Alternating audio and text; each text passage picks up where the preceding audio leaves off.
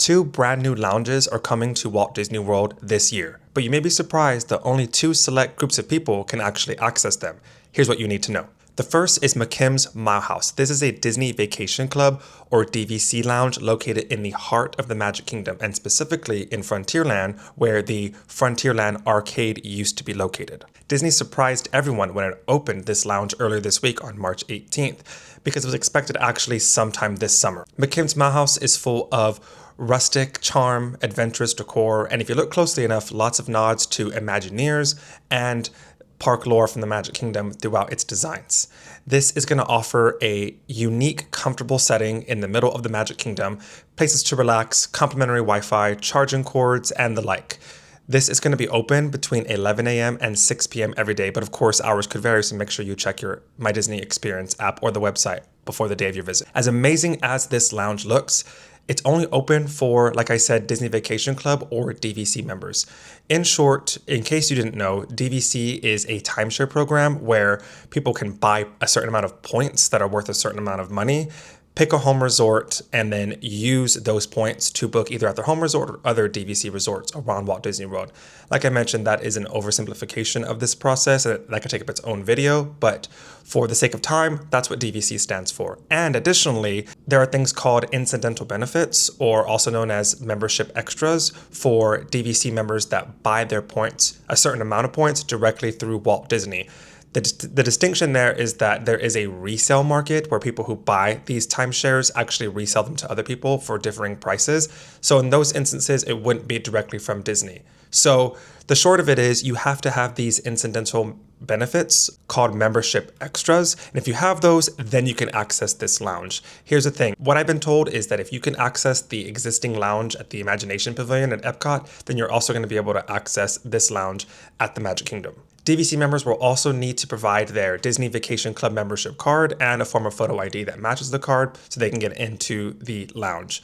Reminder, this is located in Frontierland in the Magic Kingdom, which is a Disney theme park. That means that you will need a theme park ticket, or if you're an annual pass holder, a park pass reservation to get into the theme park so you can also get into the lounge. Just food for thought.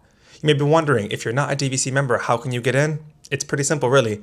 Befriend a DVC member. They're allowed up to 4 guests, I believe, but you have to stay with them, and there are some strict rules about what you can do once you're in the lounge. So make sure you look all that up before your next visit. Moving on, the second lounge is going to be located at EPCOT. Now, this one is not open yet, but here is what we do know. It's going to be called Geo 82, and this one is an all-out homage to the geodesic sphere that is Spaceship Earth, located right there at the heart of the entrance of EPCOT, which also serves as the park icon for EPCOT. The name Geo 82 is an obvious, if on the nose, reference to Spaceship Earth, which opened, you may have guessed it, in 1982. According to Disney, Geo 82 is going to immerse you in storied history and enduring legacy of the timeless EPCOT icon, Spaceship Earth, that is. The decor is heavily inspired by Spaceship Earth and will include warm, metallic tones that echo Spaceship Earth in an elegant and intimate setting. These are Disney's words. You know, we love that Disney speak. So you may be wondering, how do you get in? So first of all, this one's different. This is not a DVC lounge, meaning it is not restricted to DVC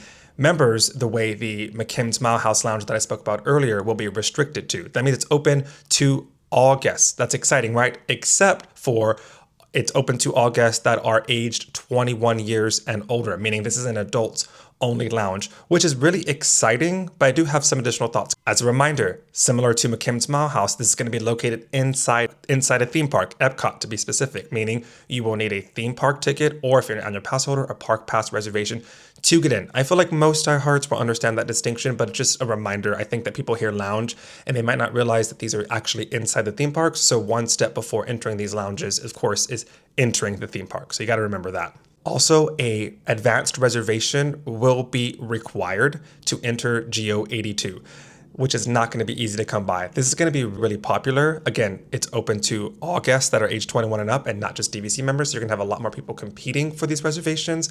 I checked the Disney World website, not the Disney Parks blog, the Disney World website, and there is already information about this lounge. And you know what it says? That space is going to be extremely limited. Look at the language there. Not just limited, extremely limited. So what does that mean? Buckle up for this reservation process because I don't think it's going to be super easy. My thoughts, I think Disney is heavily leaning into the lounges, and that's both a good thing and also something to sort of take a second look at, in my opinion. We're seeing an increase in an existing lounge in EPCOT for DVC members.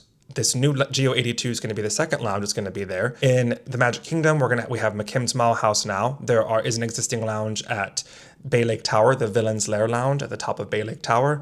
We're seeing additional lounges that seem really fun actually on the various Disney Cruise Line ships. And in case you weren't aware, there's going to be a third lounge actually opening this year, themed to the Pirates of the Caribbean, somewhere in Adventureland at the Magic Kingdom. So again, watch this space for more updates about that lounge and how to get in. I think that while the idea of a lounge is fun, and don't get me wrong, I can't wait to explore these to the extent that I can. I'm not a DVC member, so McKim's Mile House is off limits for me unless I find a friend. I just think that from a capacity and accessibility question, it's interesting. I think that Disney is carving out spaces, exclusive sort of spaces for its guests, and I think that can be a good thing in some way. But also for the average guest visiting who doesn't really understand what's required to get in or whether they have access, it may create some confusion. And if anything, it's just creating more spaces for people that are sort of in the know to have a place to gather away from the crowds, which can be both a good thing and a bad thing. I think that there are some questions about logistics. I've looked at the McKim's Mile House restrictions, like I mentioned earlier. And of course, there's a way to keep, I think, crowds under control. Disney is fully aware of how to do that. But for Geo 82, for example, I don't know if there's going to be a limitation on how many people can be on a reservation due to the extremely limited space, or if there's going to be a limitation how long you can spend there. Because, there is a hypothetical situation where people take their whole family. They are just sort of taking up the space in the lounge. And of course, it's first come, first serve. They got their reservation, but I'm sure Disney's going to want to make sure there's a way for everyone interested to sort of enjoy it on their trip, and not just those, like I said, who are just in the know and new to make their advance reservation early. Anyway, on to the part that it's adults only. I think that's great. I think that's unique. I think that, of course, many of us travel there with our kids, but also there are those without kids or those that go with their kids and have a way to do their own thing while they're there. I think adults only offerings are exciting. I will also say, though, that again, I don't know if the average family is going to understand that and know all these restrictions going in. So there may be some, discontent at learning that. I think carving out a space for adults only things is great. But at the same time, in terms of how that's going to function, I'm curious to see. I think that's great for crowd control. I think it's great for the offerings that are going to be there, in terms of the adults only beverages and experiences. It's just something that, it's just, again, carving out a limited space for a limited amount of people at these theme parks that are ostensibly for everyone. So I know I'm talking out of both sides of my mouth. On one hand, that sounds really exciting. Adults only, you don't have to worry about your kids. You can enjoy the drinks. It's going to be ostensibly quieter, a little more relaxed setting, right? But at the same time, if you go with your kids, obviously that pushes you out of being able to experience that unless you can pay for a sitter or have family help you, which is not super easy. Just something to think about. Another thing is for Geo 82, what I'm curious about is if they're going to integrate the international festivals and those offerings into the lounge. If they do, they might make it sort of a must-do stop in terms of like specialty items there that are associated with, say, Flower and Garden Festival.